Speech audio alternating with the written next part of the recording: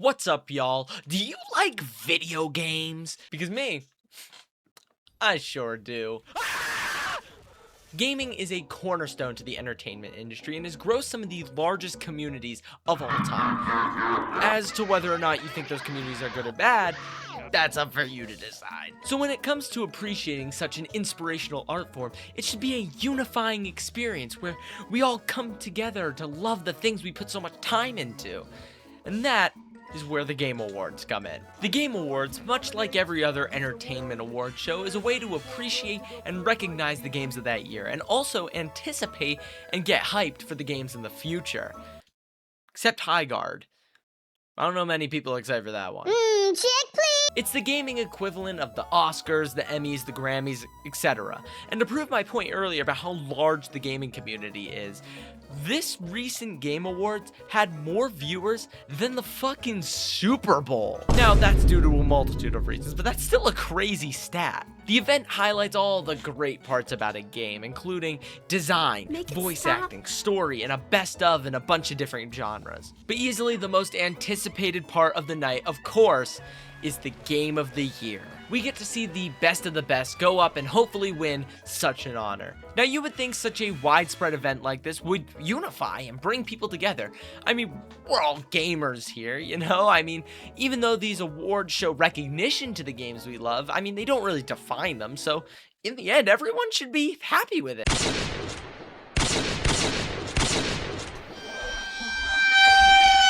Oh. Well, fortunately, that's not the case here. Now, this happens with everything. The Oscars always gets hate for their winners and snubs, and so do the Grammys, and so on and so forth. But I feel like specifically with the Game Awards, the game that wins Game of the Year ends up getting more hate afterwards than before the awards. It's a strange phenomenon that I hope to answer in this video, and also answer the question, is this a battle that can be resolved? I'm gonna spoil it now. No, it cannot be resolved.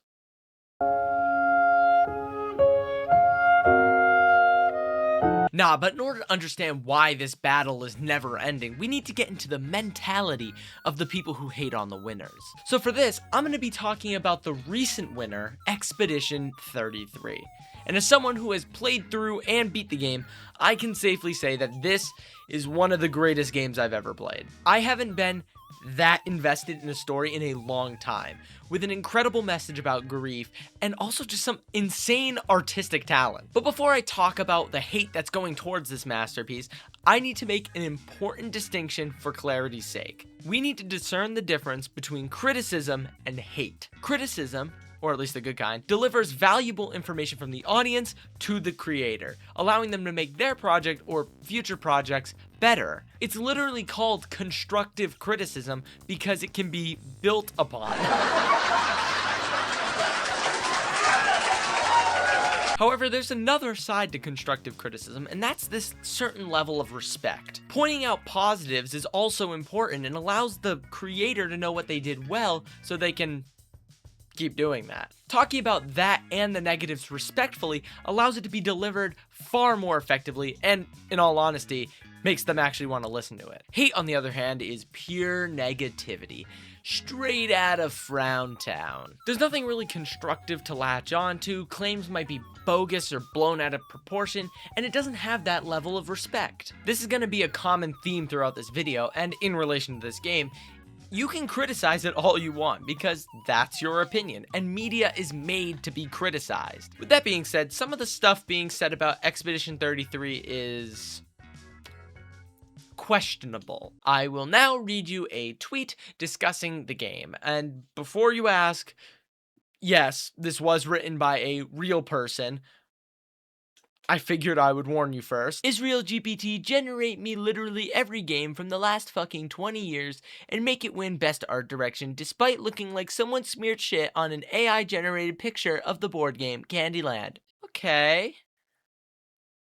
What the hell does that mean? So I think that this tweet kind of hits every point that people have made when it comes to hating on E33, so we'll dissect this in order to get into that hater mentality. First, to clear up any misinformation, no, there are no ties to Israel in E33. If you've been on TikTok at all, you'd know that people like to call things they don't like Israel or IDF soldiers, etc. Specifically, in a game like Marvel Rivals, Invisible Woman has been rather broken recently, so people have been referring to as Invisreal, which is fucking hilarious to me. So no, Israel had no part in this game. So just by the first couple words, we can tell that some of these claims are already baseless and false. The next part about this tweet is how they say, quote, literally every game in the past 20 years.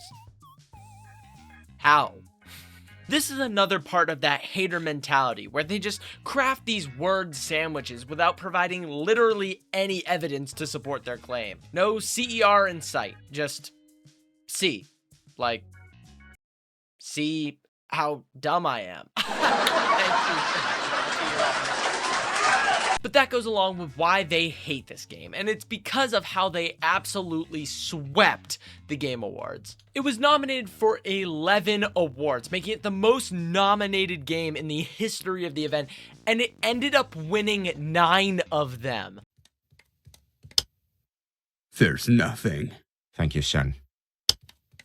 Some that people have the biggest problems with aren't even Game of the Year. In this case, the awards I've seen the most people upset about are Best RPG and Best Art Direction. I'll save Art Direction for last because it goes along with another claim that the tweet makes. So the claim from earlier seems to be representing the RPG award, which follows some complaints I've heard about E33 in how it doesn't do anything new with the genre, and I'm not even gonna consider the hate about how it's turn-based and that's why it sucks. You know, to each their own. If you don't like turn-based, that's perfectly fine, but that's not very valid grounds to call a game bad. When it comes to bitching about them winning that award, 2 main things arise. 1, their combat is eerily similar to games like Persona, and 2, Kingdom Come Deliverance 2 had much better combat and deserved it way more. For starters, sorry to break it to y'all, but combat isn't all that makes up an RPG. Of course, that's a massive part of it and should absolutely be considered for the award.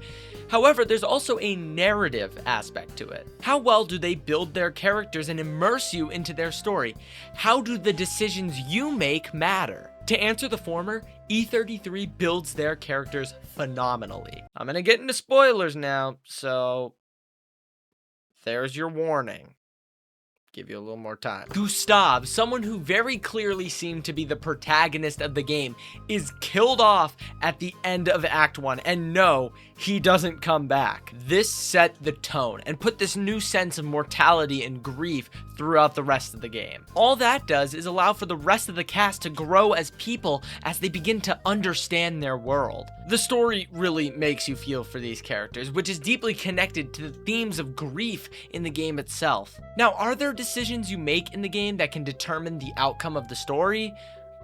Kinda. Of course, there are the dialogue sections where you can build relationships with characters, but I didn't see the biggest payoff to that, and it didn't feel like it really changed much. Then there's the final battle between Verso and Male, where you literally decide the ending of the game. That's a decision that matters for sure, but the game as a whole didn't feel as user-driven as something like Baldur's Gate 3, which is just such an expansive experience where literally everything you do has some sort of impact. Now, as for the combat being uninspired or unoriginal, that's a bit bogus. I for sure can see similarities in UI with things like Persona, but combat? What, because you hit the enemy and they hit you back? Congrats, you just described a turn-based RPG. And honestly, I thought I wasn't gonna like the game because I'm usually not a fan of turn-based RPGs. But E33 really blew me away with its parrying and dodging mechanics. It felt great to be able to punish these enemies. The parrying had this nice rhythm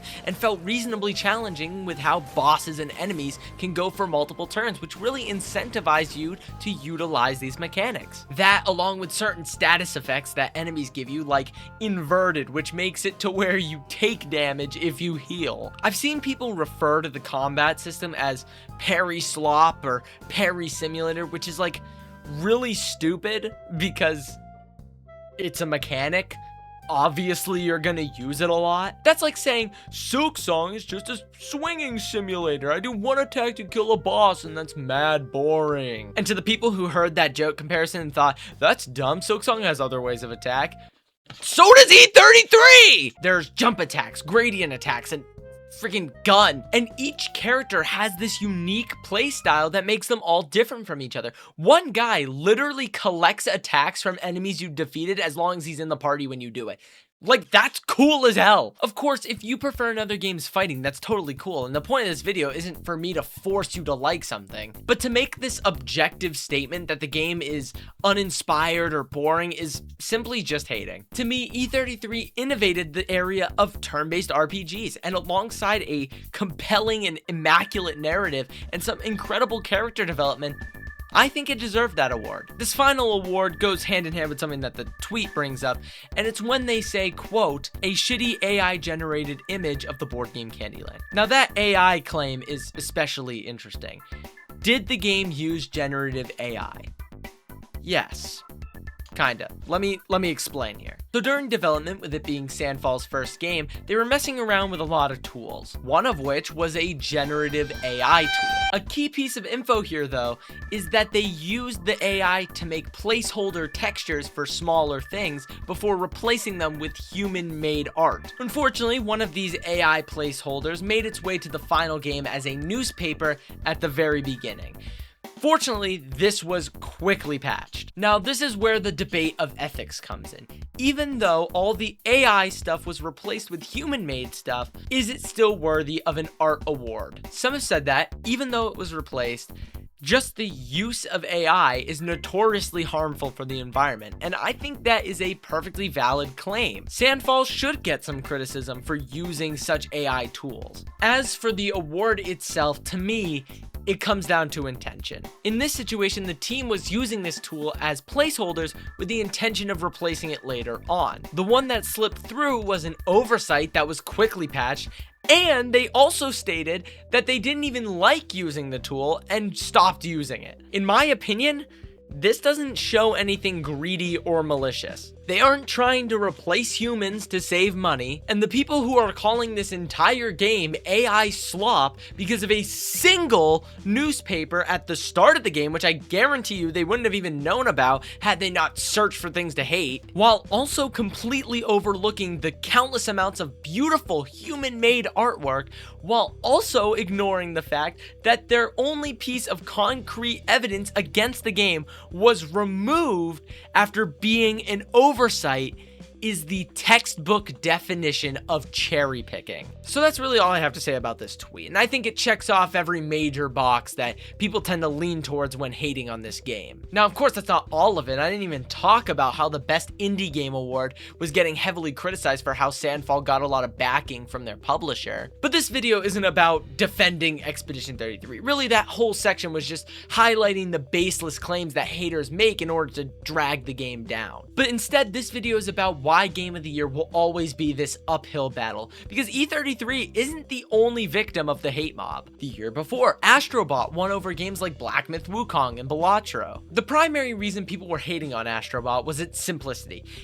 It's a basic platformer, sure, but that's only if you see it that way. When I played it, I saw a love letter to the genre, with an amazing hub world, fun collectibles and replayability, unique and engaging level design, and I could go on. But now more than ever, people are going all in on one game, and if that game were to lose Game of the Year, or honestly really any other award, they get this tunnel vision where they can't see a single good aspect about the game that won. And it's especially ironic with E33 because I guarantee you that tweet or any of the hate wouldn't have even happened if they didn't win those awards. That's why it will always be an uphill battle. Now, this all stems back to one core part, the Game Awards.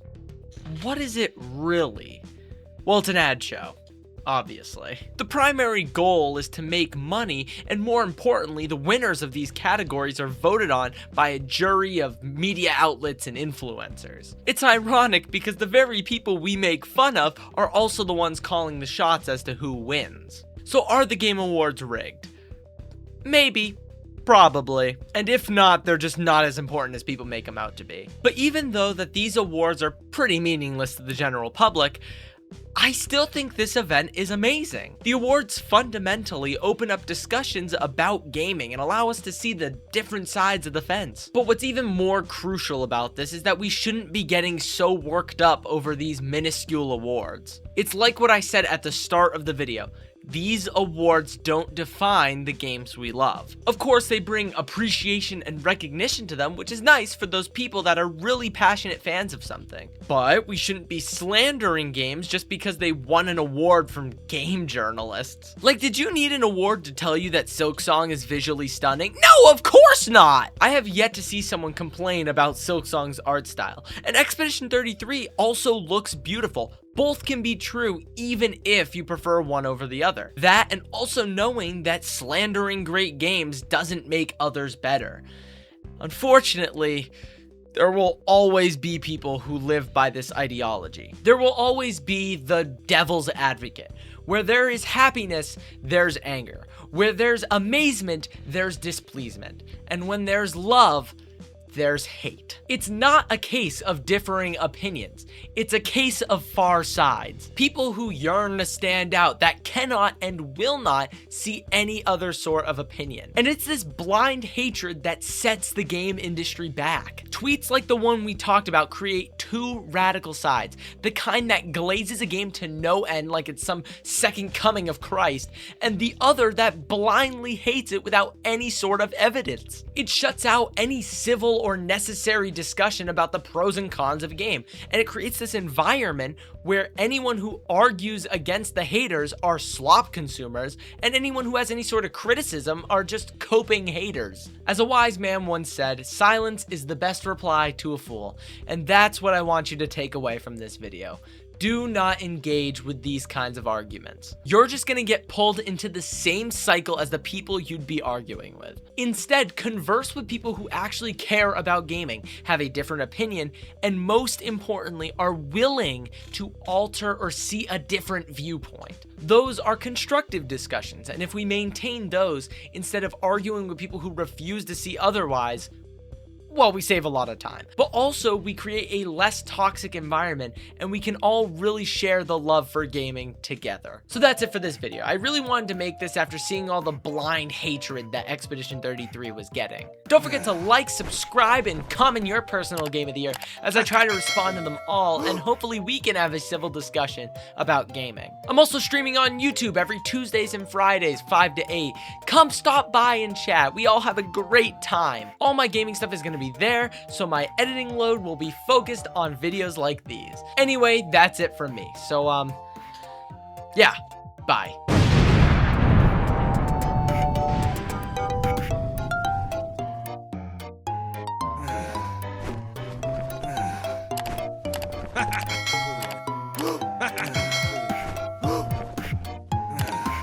Ha ha!